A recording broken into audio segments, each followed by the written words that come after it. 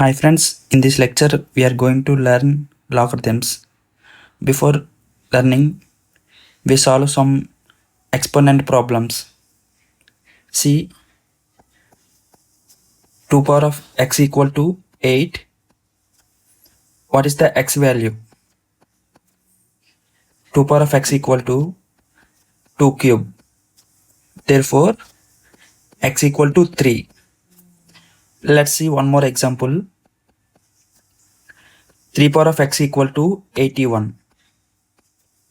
What is the x value? 3 power of x equal to 3 power of 4. Therefore, x equal to 4. See, in these two problems, we solved power value. Suppose if 2 power of x equal to 7, what is the x value? Here we cannot find x value because we cannot write 7 in 2 powers.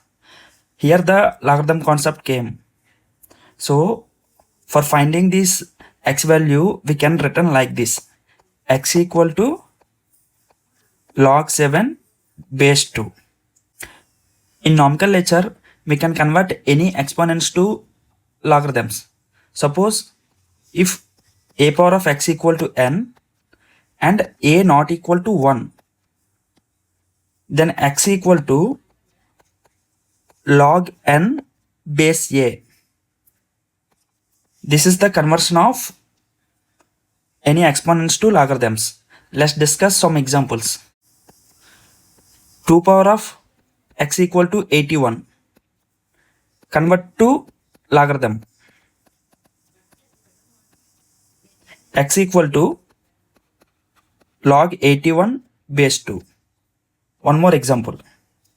3 power of x equal to 98. X equal to log 98 base 3. Like this, any exponents we can convert it to logarithms. And we can, in next lectures, I will tell how to find these values.